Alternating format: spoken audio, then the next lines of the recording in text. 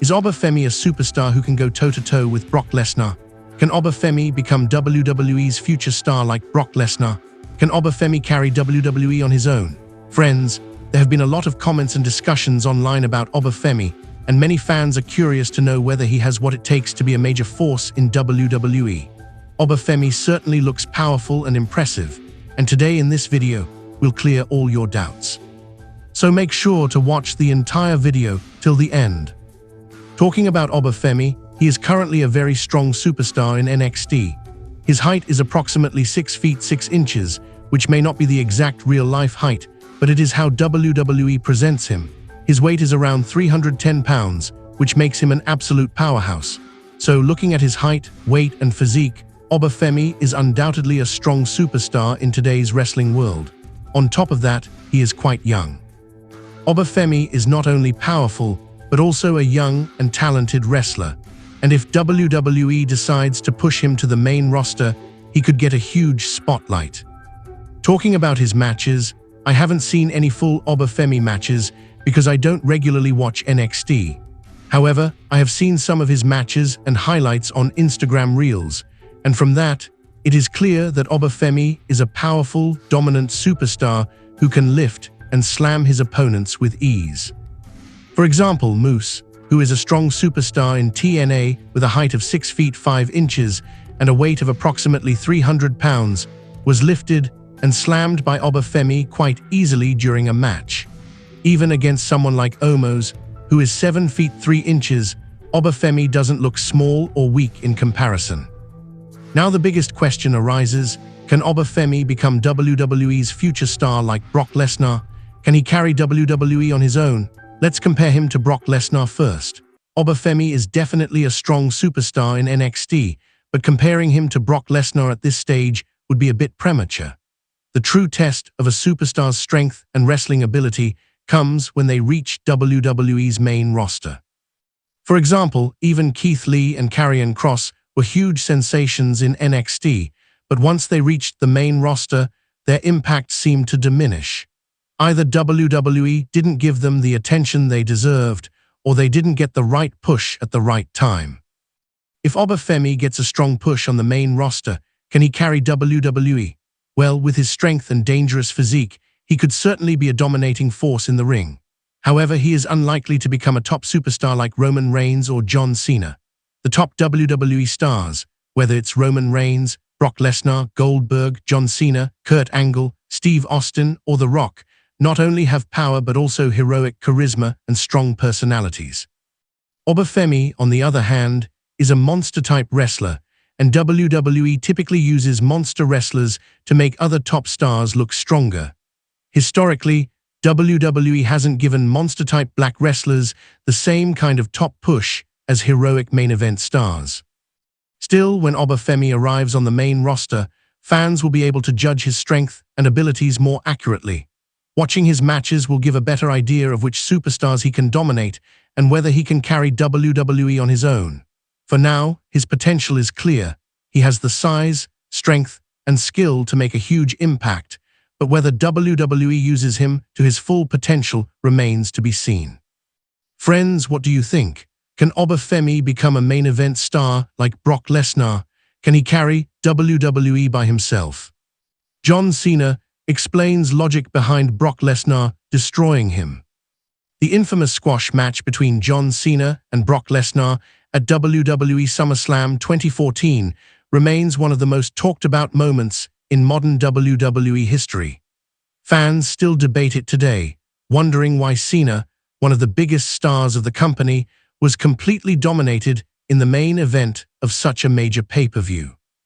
What many may not realize is that there was a very deliberate thought process behind how the match unfolded, and John Cena himself recently explained the reasoning in detail during an interview with Bill Simmons of The Ringer. The main event of SummerSlam 2014 featured John Cena defending his WWE World Heavyweight Championship against Brock Lesnar. Leading into the match, Lesnar was positioned as an unstoppable force, having recently ended The Undertaker's legendary WrestleMania streak at the previous year's event. Lesnar's win over The Undertaker was considered one of the most shocking moments in wrestling history, and it established him as an undeniable powerhouse. WWE needed to follow that moment with something that would maintain Brock's momentum and reinforce his status as an unstoppable competitor. Enter John Cena. When the match began, it quickly became clear that this would not be a competitive encounter in the traditional sense. Brock Lesnar dominated Cena from start to finish, delivering repeated suplexes, punishing strikes, and ultimately finishing the match with an F5 to close the show. In the eyes of many fans, this was one of the most one-sided matches ever seen at a major WWE event.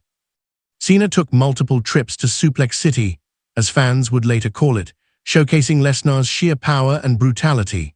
The decisive outcome left a lasting impression, and Brock would go on to hold the WWE World Heavyweight Championship until WrestleMania the following year, eventually dropping it to Seth Rollins in what was billed as the heist of the century. During his conversation with Bill Simmons, John Cena elaborated on why he lost to Lesnar in such a decisive fashion. He explained that every match in WWE, particularly high-profile encounters like this, is built around storytelling and character development. Cena said, "I've been in all sorts of stories. When you're told, 'Hey, I'm the good guy, you're the bad guy.' You have 4 minutes on television, and the purpose of our 4-minute commercial is to make John look unstoppable. The way you can do the best for me, for you, and for the match is to bump like a madman and lose." Cena further contextualized the match by pointing out the difficulty of following Brock Lesnar after he had defeated The Undertaker. A flip scenario of this is the famous Suplex City match with Brock Lesnar at SummerSlam after he defeated The Undertaker. Cena said, "How does one follow breaking the streak, the most mythical thing in sports entertainment that a lot of us thought would never end, and this beast breaks it? And I'm up next. How do we follow that?" The goal, Cena explained, was not simply to have a competitive match between two top stars. The objective was to solidify Brock Lesnar's position as a monstrous, unstoppable figure in WWE. So how do we make this guy, who won this huge thing, definitely not a fluke?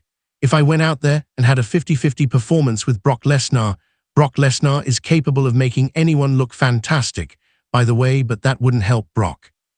It wouldn't help the story, and it wouldn't help all of us, Cena added. Cena emphasized that the match served a specific narrative purpose. It was designed to make the audience feel the sheer dominance of Brock Lesnar and to create a sense of urgency about who could ever stop him. The purpose of that match was to get Brock Lesnar over strong on our most cherished, strong, and believable intellectual property, Cena explained. If he can beat The Undertaker, he's a beast. If he just destroys John Cena, I want you uncomfortable and looking over to your shoulder at your friend being like, who the F is going to beat this guy? By performing in this manner, Cena played the perfect foil for Lesnar, allowing the audience to fully appreciate Brock's dominance. It was a moment that required Cena to sacrifice his own traditional portrayal as a resilient and dominant champion to elevate Lesnar's status. Cena's willingness to take such a role demonstrates his understanding of long-term storytelling in WWE and his commitment to making other stars look credible. The match became more than just a squash. It became a defining moment for Brock Lesnar's career. Cena also mentioned the long-term implications of the match for WWE storytelling. By establishing Brock as an almost unbeatable force, the company was able to build tension for future challenges. It set the stage for other superstars, such as Roman Reigns, to eventually step up and provide a credible threat to Lesnar. And along comes somebody like Roman Reigns. Finally, he can do it.